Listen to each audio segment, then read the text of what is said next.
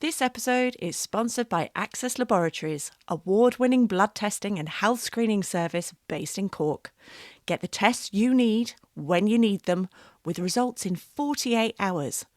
Book online now, no GP referral needed.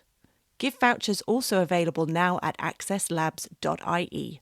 Why not give the gift of health this Christmas? Hello, I'm Stef McSherry, and this is the Mum Mind podcast, the place where we like to look after the parents as well as the parenting. My guest today is Siobhan O'Donovan. You might know her as the Boobie Physio or at PostureFitting on Instagram. She is an absolute mind of information. I've known Siobhan a couple of years now, and this lady, because she comes from a sport background and a physio background, her anatomy knowledge is phenomenal and really helps when we're talking about our boobs. I know that sounds a bit mad, but when we get into it, you'll understand. She is a chartered physiotherapist, but she specialises in breast weight management and our posture, hence the name PostureFitting, but using things like bras and sports bras as cues to help us remember about our posture and how important it is to be in the right alignment. So this is a fascinating chat. I could talk to Siobhan all day, but I really hope you enjoy it.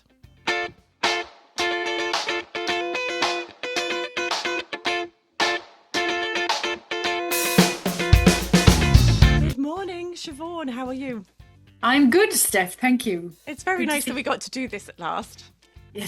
Yes, absolutely. You're a busy lady, so we're going to get cracking. And look, full disclosure, I've been to you and I've used your service, so that I know full well what this is all about. But maybe for others, the Boobie Physio, it sounds like you're going to work on our boobies, but not in the way that perhaps people think. Well, in a very professional way, that's the first thing to say. I actually, my phone number is 087 and the spelling of the word posture. And I did actually look at, because I lived in the States for a while, it's a very American thing that, but basically if you look at your phone, it's got letters as well as the numbers. So if you type in the word posture, that will ring my phone. And when I started being the Boobie Physio, I thought, ooh, I wonder if I could get boobies. And I looked it up and then I thought, maybe You not. might get the wrong type of caller. Yes, and it's a sad indictment of the world that we live in, but the chances were that there was going to be too many of those. So yeah, I declined that. So my phone number is 087 posture, which is not what you asked me, but that's basically the story behind why I didn't get 087 boobies is that.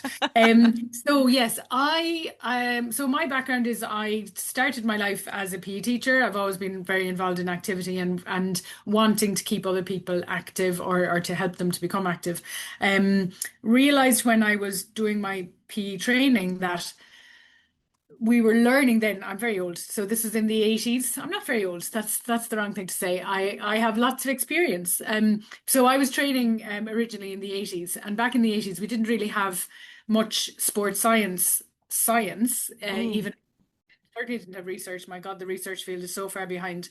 But sports science wasn't even a thing then, and it was really just in its infancy. And I can remember I was teaching in a school in London, and one of my colleagues came back from a course, like a continuing professional development course that she had gone on, and she said, all of our warm up is contraindicated. And we were like, contraindicated? What is this word? Because this was a new word, like literally a new word in the dictionary. And basically she'd been at this course where they had talked about exercise and movement, and we're analyzing movement and looking at, okay, when we do this movement, this is the effect it has on your spine. When you do this movement, blah, blah, blah. So we had been teaching, sorry to anybody in London who might be listening, we'd been teaching kids movements that when you looked and you analyzed it, there may have been a better way of doing it. Now, it's funny because we've come full circle with activity now, where there's been a big focus on technique to the point that it has made people rigid and made people be afraid to move, which is clearly not the way we want to go. We want to have people be active. So the pendulum has shifted to movement is good if it is movement that minimizes any external load or extra load on structures, then that's even better. But movement is still good. So anyway, she said this and we were all like, ooh.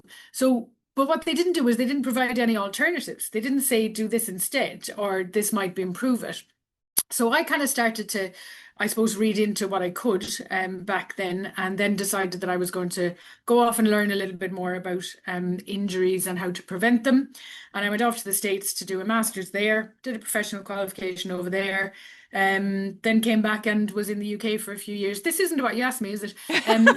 Well, no, but it just shows how much experience you've got before this even became a thing. Yeah, and I ran my own practice in the UK, and we were the first practice to combine then sports science, sports medicine, and the physical fitness world. And this was in the early 90s, and that was very much based on an experience of a clinic that I had worked at in the States, which was what would be called multidisciplinary, but actually it was interdisciplinary. It was everybody together looking after the one patient. You know, they would have hydrotherapy, they would have possibly surgery, they would have physio, they would have, you know, but and they'd have rehab in the gym that we had on site. Wow. That was all like mind-blowingly progressive. So I kind of brought that back, and we did that in the UK, and then moved back here. And it was when I moved back here that I kind of realized I was talking to people more and more and more about their posture. And I'd kind of come to the realization that without us being aware of it, that we can sometimes put ourselves into positions that maybe not the most ideal from a loading perspective in terms of loading on the spine or loading on a joint. And where, to go back to what I said before, it's okay to do that if you're not staying in that position. But life has evolved into a situation where we're now having a lot of people down here for hours at a time. Hours. And I'm assuming that's come from, like, I'm a similar age to you, I think. And, you know, I remember learning computers at school, very basic Apple computers. They were not the micro Ones not that the fill the room. yes, the massive ones, not the Apple ones today, Yeah. not the MacBook ones. And that was it. I never touched a computer again for about 20 years, I think. And now, my God, even I, who have quite an active job, I spend a lot of time at a computer. So I'm assuming that's part of it.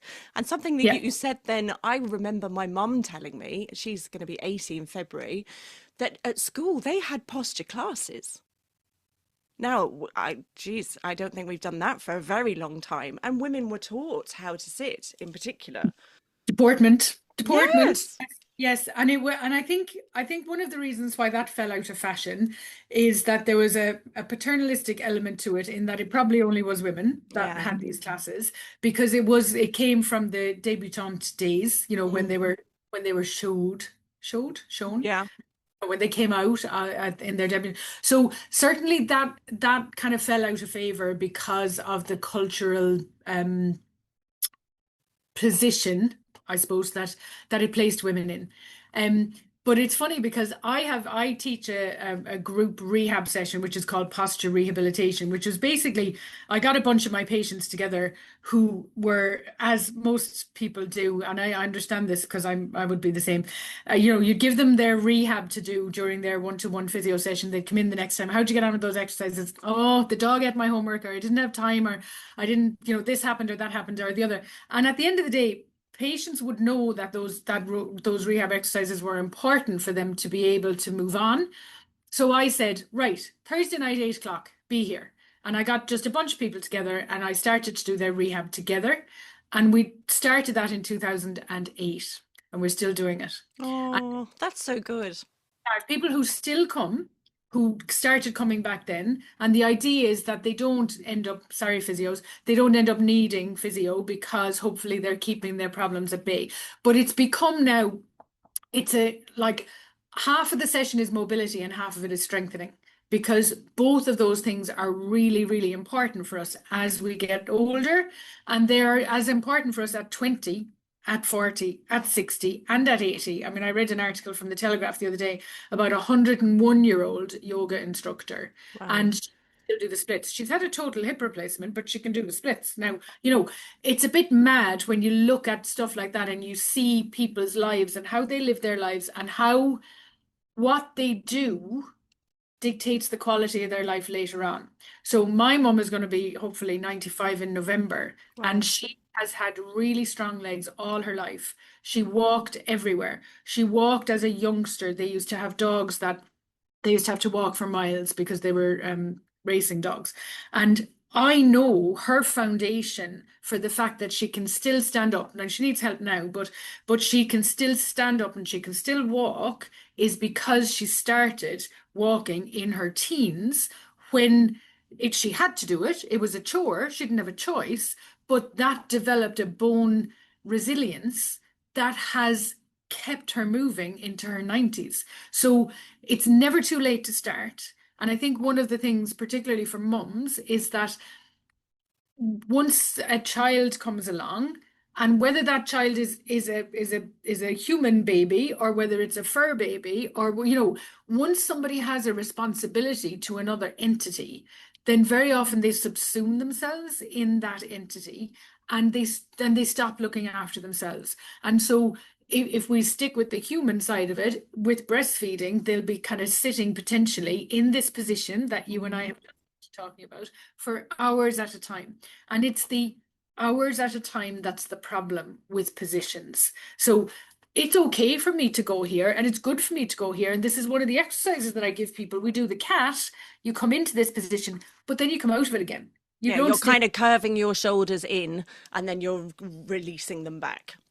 Any rounding your spine, so that you're arching your back up and then coming down to what we call a neutral position. And we like to spend as much time as possible in the neutral position. But that doesn't mean to say that we never go into the other positions.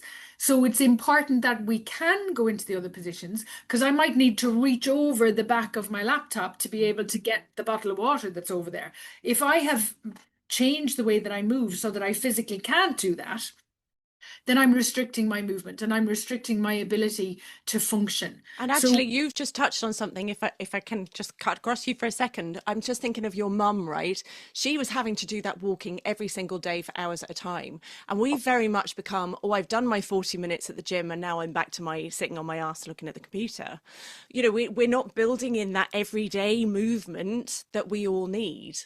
yeah, and Yeah. I think there was also a lot more movement as function. So I noticed this actually when I came back from the UK to Ireland. People walk for transport here a lot.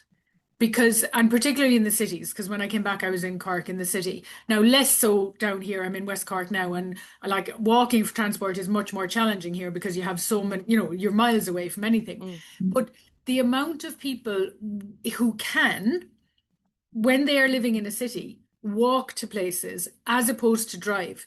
But now the culture is to drive, and even we could come back to the school run. I lived very near a primary school when I was growing up, and I don't remember there being many cars. Now, again, we're talking the 70s, there were fewer cars. People weren't two-car families at the time. Mm. But very rarely were people dropped off to school in a car. What Mm. you would see is kids walking to school, very often without a parent, and I know all of that has changed. So I'm not suggesting that we just simply turn the clock back.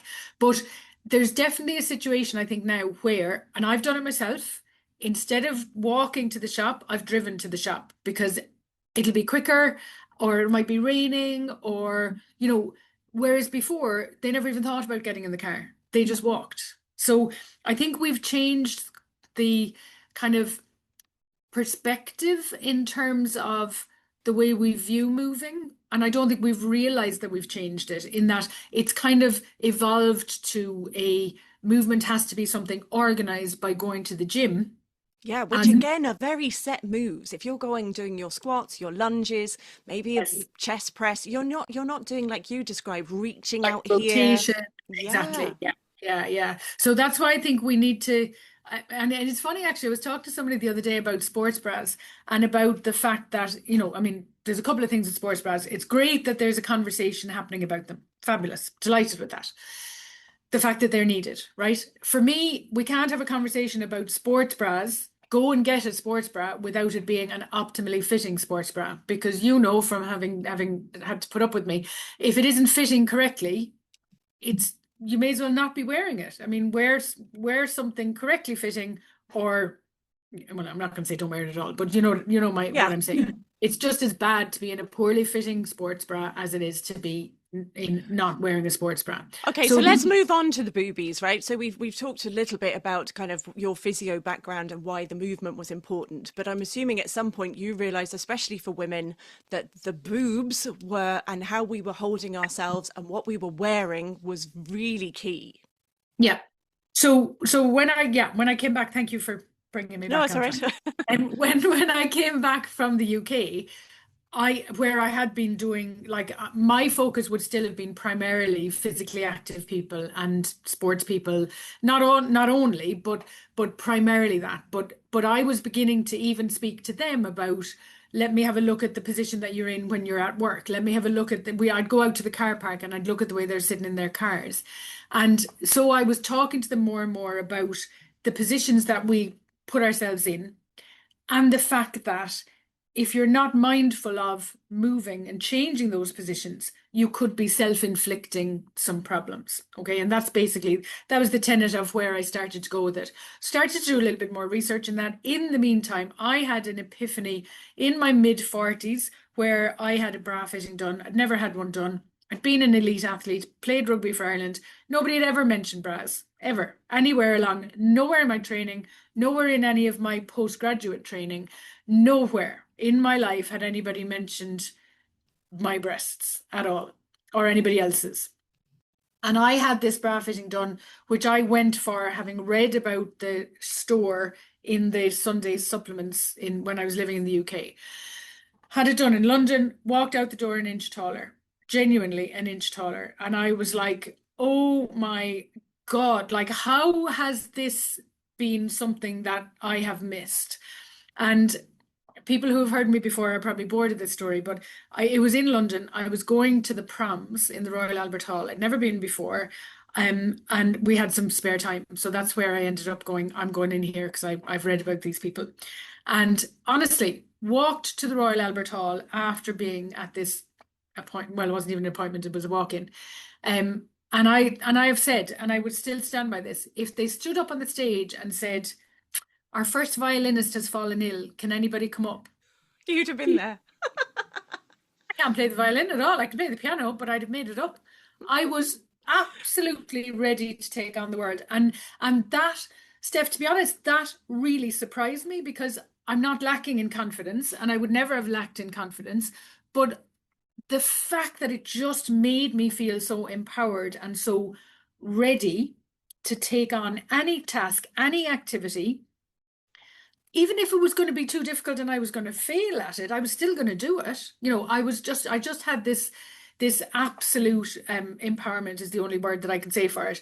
So I'm sitting there at the proms thinking of all my patients, thinking of like, I did hear the music, but I was like, gosh, if I'm feeling this, how is that going to help Mary and Jennifer? And it was all my female patients that I was thinking of. And then I went back and I looked at my roster and it was more females than males, which, had kind of just happened. I hadn't particularly been advertising that way. And I realized I had more women with upper back and neck pain. Upper back and neck and low back pain than men. So I started to just read into it. And that kind of went, why have I been wearing the wrong bra for 30 years? How did that happen? Just started to do some reading and realized that there are more women in the wrong bra than there are in the right bra. There's no standardization. Just realized that it's a massive, massive gap. And then I went, well, how does this relate to what I'm doing with my patients? Because I was talking to my patients about their posture. I was talking to them about their alignment. I'm a big fan of stacking, the idea being that you get body parts stacked on top of each other because we function better then. We breathe better then, our pelvic floor works better. And I was giving them that information and giving them those exercises to do to help them to be in that. And I was even taping people. Like I would get somebody sitting in their optimal posture, tape them. It's a recognized physio technique. And the idea with the tape is that if they then dropped into this position, the tape would pull on their body and give them a reminder to come back here. So that they can feel how often they're dropping into that position and making them come back upright.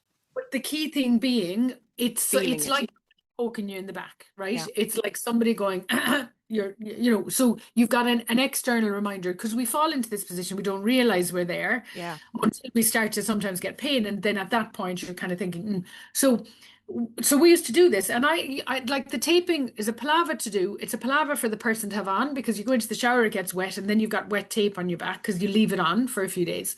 And a real palaver to take off. And I remember buying braces for people, which are now called posture supports, and putting them on them so that they had something that they could take on and off, which might be a little bit easier than the tape.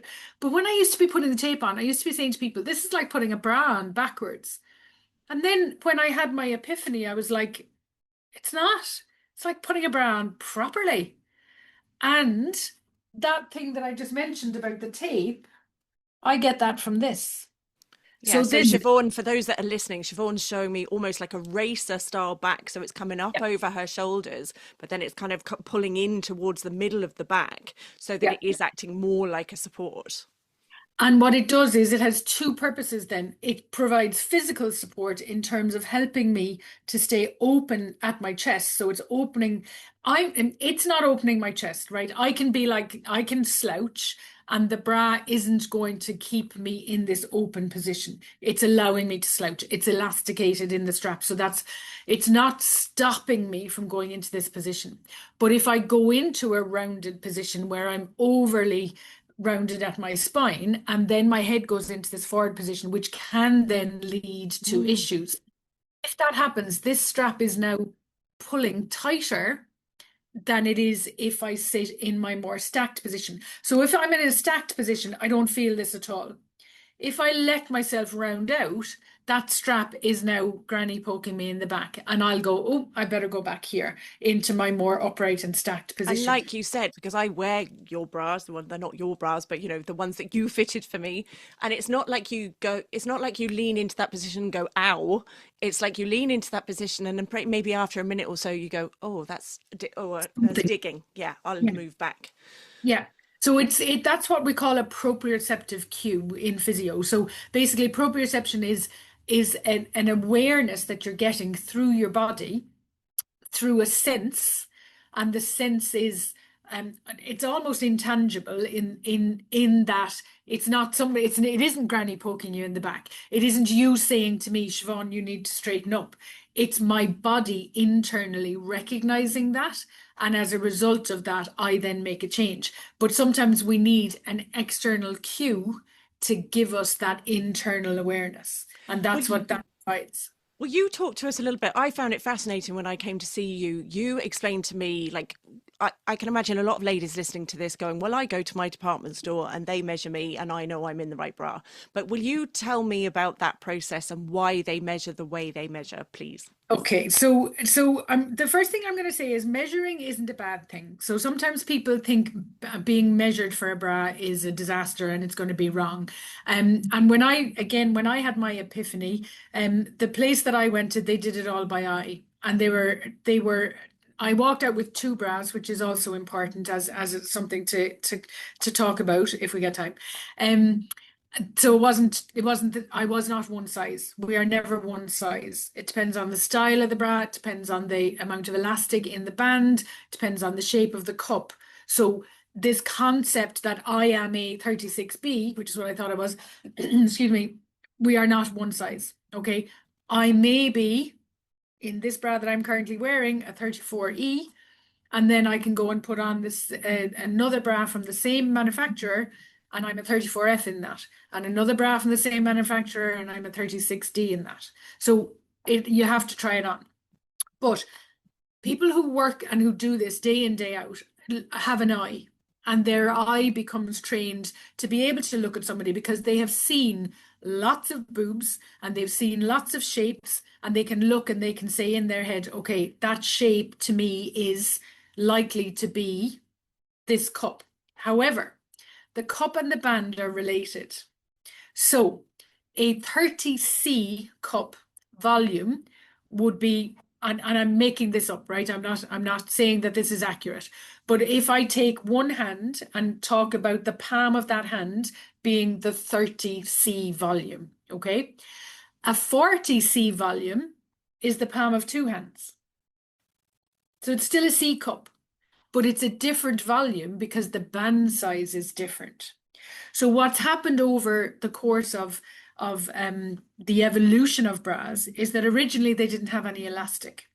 So when people were originally measured back in the 40s, also when the desired, here we are back in the patriarchal situation again, but when the desired shape was an hourglass, they used to measure people and add 4 or 5 inches to the measurement for two reasons. One being that gives you this hourglass shape. So if you measure 34, but I'm telling you you're 38 and a 32 and a 38 in your hourglass, then you have this hourglass perception. Okay. So that's how it started. They potentially for the social reasons, but also physically because there was no elastic in the bras at the time. So for people to be able to expand their ribs, to be able to function. Now, I'm not sure they even thought about it that deeply, but looking back at it, I'm trying to analyze why did they do it? No elastic. We do need to be able to expand our ribs, and people's ribs expand quite a long way. When you take a breath, you need to have that capacity. So we think this was why this technique, which is called the +4 technique, began, where your girth measurement was added to by 4 or 5 inches if it is an odd number. Now, if you think about that concept, if you take a measuring tape and measure underneath your breasts, and let's say for argument's sake that you measure 33. If you go to and it tends to be the department stores that had I suppose, maintained this, because it's much harder to make changes in a large chain than it is in an independent lingerie store, where the brands will have come in and will have trained the staff there and said, look, this is now what we're recommending because there's elastic, so we don't need to add 4 inches or we don't need to add 5 inches. But if you go to that department store, which is really good at marketing bra fitting, they will put a measuring tape around you. They don't tell you what the number is. So it's always good to know what your own number is. And then they will go and get a bra that is either 4 or 5 inches bigger than your girth. Okay. And the other thing that does is, so you've a band that's bigger than your girth.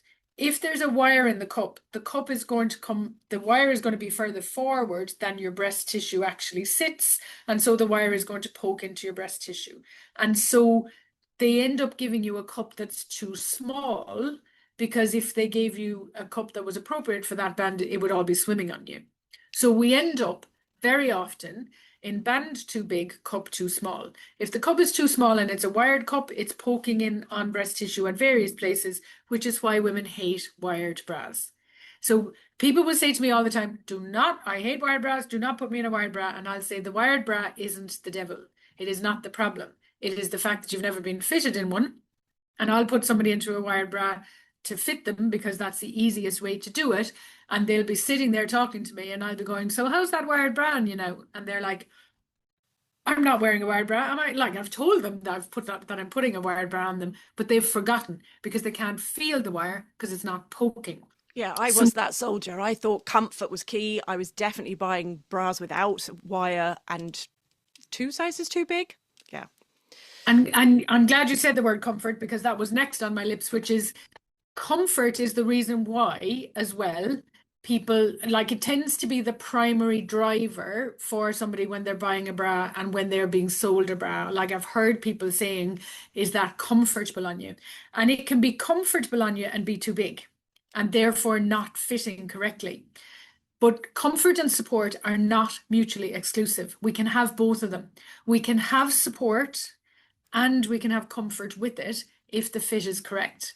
Whereas what tends to happen is people go for comfort without the support, and then the fit is not correct. And then they are part of the research has said 70 to 80% of women not wearing the right bra. We are still up in I'm going to have to change my poster back there, which says 80 to 100%, because a couple of my physio partners around the country have had a few people in who've been in a correct fit, maybe in a daywear bra, but not in their sports bra, or the other way around.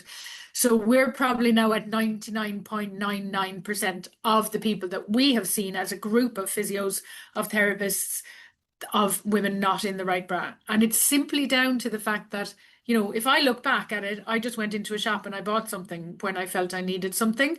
I didn't, and this is not, this is nothing against my mother or anything. We didn't go and have a first bra experience. I had two older sisters. They were wearing them. I just started wearing them. There was nothing behind it. It was just started wearing it. But in my head, all I needed to do was cover my nipples. That was my Yeah. purpose, buying a bra. Didn't have any other reason for it. And now I realize these are two significant weights, regardless of how small they are or not. People say to me now, "Oh, I don't need you, I'm only small." Any weight is a weight. Like my breast weight is the equivalent of wearing a Jack Russell around, like wearing a Jack Russell all day. No, it depends on the size of That the Jack Russell. analogy is, yeah. Smaller, bigger, whatever. But if you literally think about that, and I said this to somebody the other day, and she said, "Oh my goodness, I have a." She mentioned a King Charles, I think it was, who'd been poorly, and she had been walking around carrying him, and she said she was exhausted, like exhausted, and her neck was sore and her back was sore, and that is what we carry, but we don't realize that because when our breasts grow with us, so we evolve with them and we just get used to them being there. And if I physically take hold of one of my breasts, it doesn't feel like it weighs a kilogram. Whereas I'll hold a kilogram in my hand and it feels like it weighs a kilogram. So we don't appreciate that that's the load. And I mentioned load earlier. And when we have that load accumulating and bringing us into a position that may then accumulate and create a situation where, for example, we can't move so well. So if I go into this slouched position where my head is now forward of my body, if I look over my left shoulder, I can see a chair in the background. If I lift my chest up and now look over my left shoulder, I can see the pictures on the banner behind me. So I can see more when I'm stacked because I can move better when I'm stacked. And if I allow my breast weight to pull me forward, I'm not stacked anymore. And our breasts change so much over the years, especially when you have kids and then you're breastfeeding and then you're out of that and then menopause. And I bet you some women are still wearing the bras that they wore before they were even pregnant.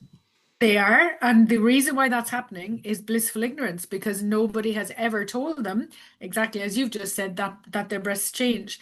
The time when women notice breast change is during pregnancy because very often it is so extreme and women will go, "Oh my God, I had no boobs before and now," and then they were huge, or just they become aware of the fact that their breasts have become bigger. And that is, that's in preparation for birth and for potentially breastfeeding. And then when the breasts go back, they don't always go back to what they were before. No. In the same way as we should never be expecting a woman to bounce back after pregnancy to her pre-pregnancy body because her pre-pregnancy body was her pre-pregnancy body. Now she has her post-pregnancy body, and that is what she's working with. And all this kind of pressure to bounce back is terrible. But we shouldn't expect our breasts to do that. They will evolve according to the hormonal changes that have happened. They do that every month. They get slightly bigger towards our period and then they get smaller afterwards. Some women notice that. Some women don't. I never knew it, never spotted it in myself. But I've had women that I've spoken to about it and they've gone, "Oh, yeah, yeah, my bra feels a bit tight, kind of around just a couple of days before my period." And that is their breast weight affecting the fit of the bra. So if you know that that's what's happening, you can adjust the bra to be able to accommodate that increased breast volume. Or it may be, it's rare, but it may be that you might need to wear a different cup size for that couple of days. Now, that is less common than people being able to adjust the bra itself, but it depends on if you've bought a bra at what I would call its maximum capacity. So if the strap is already at its maximum length and you are filling the cup fully, and it is, say, the beginning of your cycle, and your breasts are going to get bigger, then there's no room in the bra for them to get bigger. I get you. Yeah. At that point, you would need a bigger cup. But if when you're buying it, you're kind of mid-range inside the cup, then you have that capacity. And it's just about learning how to adjust the strap and then readjust it afterwards so that it fits you well, so that you feel everything is in the right place where it needs to be. There is no wire sitting on breast tissue making you uncomfortable. You're not busting out over the top, but also you don't have gaps. And it's very simple. I mean, it's just something we need to learn. Yeah. And when you come to you or one of your lovely physios and you get fitted properly, there is a settling in period. Like is it an hour a day or something you say to wear it for at the start? So it depends on what the person has had as their previous experience with bras. So I did mention earlier that a lot of women have a band that's too big and a cup that's too small, but that's not true of everybody because of the I suppose the range of bras that have been available to buy. Sometimes women will end up wearing a band size that's too small for them because the shop doesn't stock a band size that fits them. So sometimes what will happen is when women come in, they'll be in a band size that's too tight, but then they're used to that little bit of snugness. It's too much. And we will actually increase their band size in that instance so that it fits well, as opposed to feeling restrictive, which is where their comfort is probably not there because they're restricted, but they've kind of they feel they've had no choice, that's what they've had to wear. So they'll be more used to a snugger fit, whereas somebody who's had a band on that is 4 inches too big for them, when we put on their optimal fit, sometimes it's too much.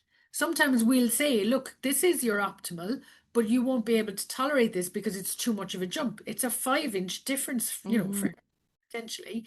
So sometimes I'll say to somebody, look, your optimal fit is this, but we're going to go to a band up to get you used to it. So that breaking in period that you've mentioned, the way we break it in depends on how much of a change it is to the person. So if the change is a very big change, then we break it in with smaller periods of time. If the change is less of a huge change, then we might go 2 or 3 hours at a time and build on that. But the point is, as you've exactly said, we need to wean into it because it is a change to what our body is expecting. In the same way as you would not buy a new pair of shoes and wear them for 12 hours. Yeah. Football boots. If I'm playing a game, I'm not going to put them on and leave them on for 12, 16 hours. And that's what we do with a bra. We'll just put it on and leave it on for 16 hours and then wonder why we're uncomfortable. So we get the fit right, we get our body adjusting to it so that it's something that becomes more comfortable because we are giving ourselves the space to become comfortable with it. And then we look after it properly so that it lasts. And how should we be putting on our bra? Because obviously, most of us, I would think, do up the hook and eye at the front, swizzle it round, pull it up. Is that not the right way, Siobhan? So, I mean, to be honest, like again, it's an interesting thing, and we have this in healthcare all the time. Is there a right or a wrong way? It's not so much that it's right or wrong. It's is there a better way? Is there a way that, excuse me, that you'll be able to fill the cup better? I mean, literally fill the cup better, than that. And some people don't have the mobility to be able to tie at the back.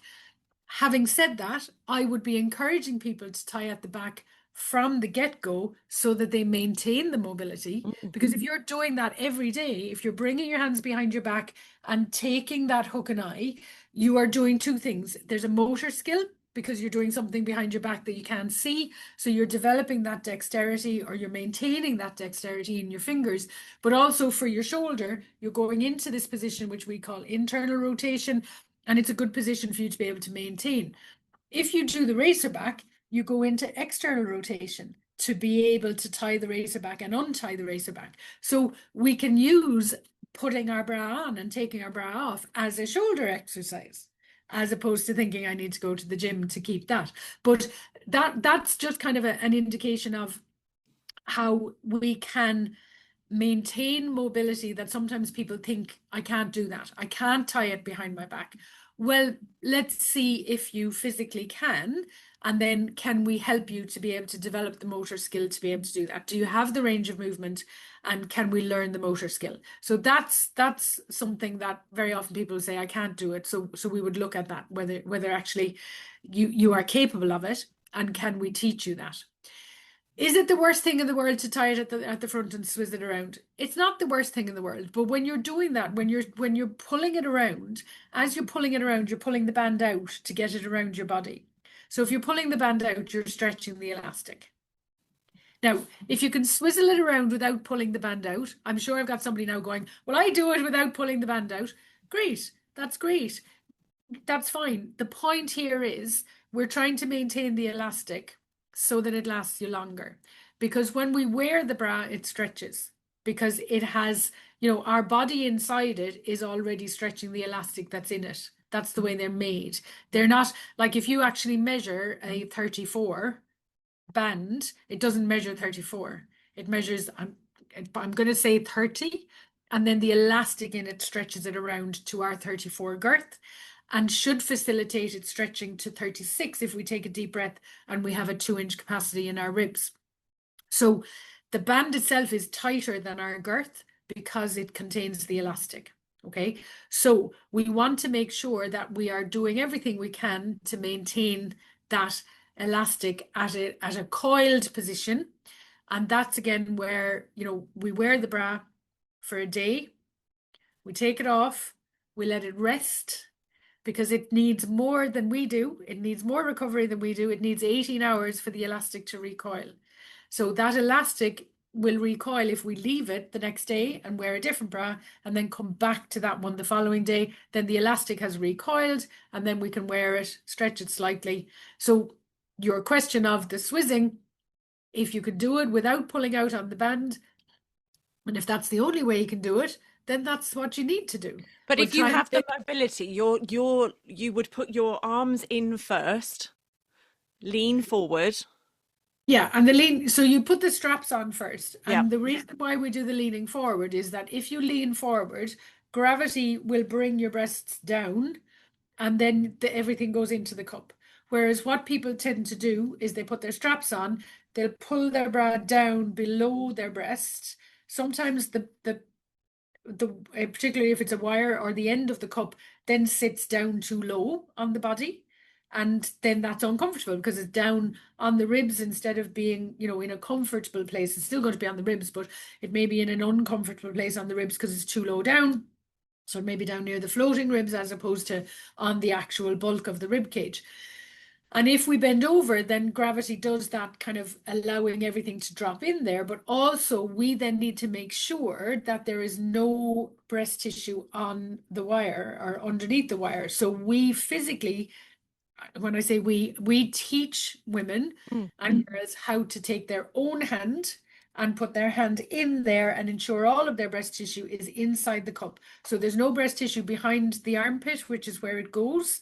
When it is given free rein, it wanders east and west and it wanders south. So basically goes southeast and southwest. So unless you bring that breast tissue in and up, so you bring it inwards towards the midline of the body and you bring it up towards your chin, then that way you're making sure that it's not sitting, that the wire, if there is a Yeah. wire, it's not sitting on breast tissue. It's something I never did before I came for a session with you, and now I do all the time. And I hope I remember this correctly. You're kind of lifting up the band just by a finger's worth underneath your armpit. Like you said, your arm is going into the cup, pulling the breast tissue kind of up and forward Inside the wire. and making sure everything is inside the cup. Something I never Yeah. even thought about doing before I met you. And you wouldn't have thought about it because it's not something we think about. It's something that once you say it to somebody, it makes perfect sense. But if you haven't been taught how to do it, why would you have considered doing it?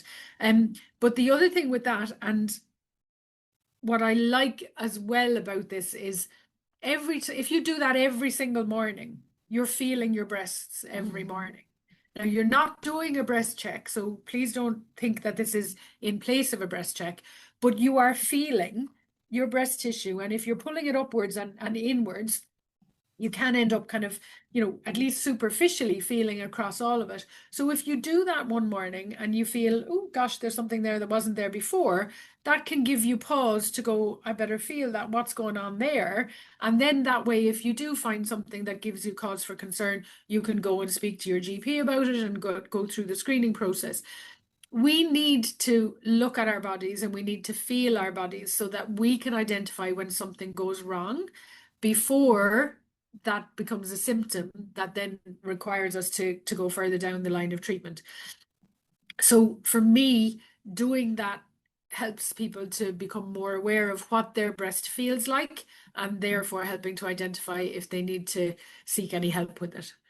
I wanted to emphasize to people, when people come to you or any of your list of physios that do this kind of fitting, you're not really in it to sell bras. I know you do end up selling bras sometimes, but I just wanted to emphasize people, this is more about you feeling and getting comfortable with and realizing what your optimal fit is and what that feels like. And then you kind of give us lots of tips and tricks of when you're going somewhere else to buy a bra, you know, you perhaps give us parameters of measurements that we could look within and to try each different bra and to see, like you said, you're not going to walk out going, I'm a 34B. You might be a 34B in this one, but you might be a 34D in this one or whatever. But it's more about getting the little checks. I think there were 3 different checks that you said to test with each bra, and then to make sure that nothing's spilling out, that the center of the wire bits in the middle are straight up, all those different things, so that you can then go and buy a bra from anywhere. Yeah. And that's really important to me because for me, like I said, I started my life as a PE teacher, so I'm an educator, and that's where I see my primary role is to educate people. It just so happens that I'm now educating people on their health as opposed to just purely physical activity, which is where I started.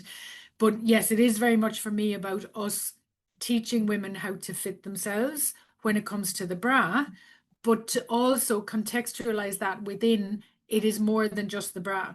So if you rely on a bra to manage your breast weight, you're still going to get gravity pulling downwards, and you're still going to end up in this forward position because the bra is going to improve your breast position on your chest wall. It's going to take it from being further south to being, further north, which is where it started and where we'd like it to have stayed. But it hasn't stayed because the skin is the only thing supporting it, and the skin will stretch over time. What we do with the bra is we take that weight and we bring it further up our chest wall. But if I do that and I'm still inclined towards dropping forward because my posture has evolved over time and this is what my brain is used to me doing, I'm still down at my dipped headlights because even though I've improved my breast position, my body is going towards the floor. So the reason why we are posture fitting and not just bra fitting is because we do the internal support of the posture, the alignment, the stacking first, so that you learn how to take your breast weight from the floor, from pointing at the floor, dipped headlights pointing at the floor. We come up to a more stacked position. You are now in a full beam position. We then add the bra. We take the bra, which takes you from full beam, and that takes you up to high beam. And gravity has a much harder job of getting hold of breasts that are pointing upwards than it has of breasts that are hanging down. It's just like, oh yes, I can grab that and pull it downwards. So we become more resilient to gravity, and we spend our lives resisting gravity. Again, this is something that we do all day, every day. You and I are doing it right now. You and I are using the chairs that we're sitting in because we're supported by our chairs to help us to resist gravity. But if we both came away from the back of the chair and just stayed without the back support, it wouldn't take very long before we'd feel that gravity would pull us down, because we ultimately have to be strong enough in our back muscles to resist gravity. And we, as women, have these 2 extra weights that are pulling us forward, that are making gravity's job much easier and making our job much harder. So if we have the awareness of the stacking, our muscles in our backs become much stronger and much more able to withstand. And actually then we're using our weights as a positive. We're using breast weight to strengthen our backs. So Yes. it is really important to understand not just how a bra fits, but understand the relationship of the bra to your body, Mm. so that you make the bra fit your body, but you also get your body to help the bra. Yeah, because that's ultimately what we're trying to do, is improve our posture so that we're like in the optimal position for breathing, for life, for Yeah, life. yeah, Um, absolutely. Siobhan, if people are interested, I know you're the busiest of bees at the moment, but I know you have a list of physios. Is that on your website? Yes, so the website is called PostureFittingPhysio.com. And there's a list of partners that I have who are in Ireland, in England, in Scotland. Oh, If you're brilliant. listening in Wales, you could be the first Welsh physio, first Welsh partner, because I don't have anybody in Wales yet. But then I've jumped to the other side of the world and I have a physio partner in New Zealand. Um, Amazing. and I got a couple of people in the States waiting to be trained. Somebody in Bermuda. I'm going to go and do her training face to face, I think. And yeah, so I'm also really keen if to get more therapists offering this service. So if you have any listeners who are either going to see a therapist currently or are a therapist and are interested in offering the service, the more people offering the service, the better.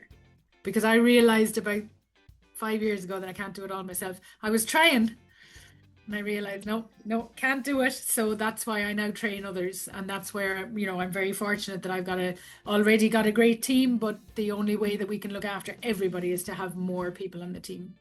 Okay, I will list that website in our show notes. So if you're listening and you're driving and you think, oh, I missed that, I'll put it in the show notes so that you can come back to it later and you can go and check out Siobhan and all her amazing work. Thank you so much for talking to me today.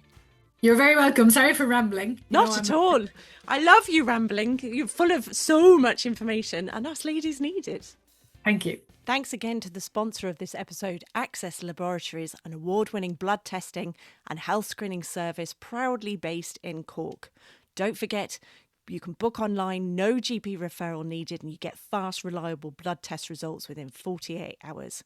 Gift vouchers also available at accesslabs.ie.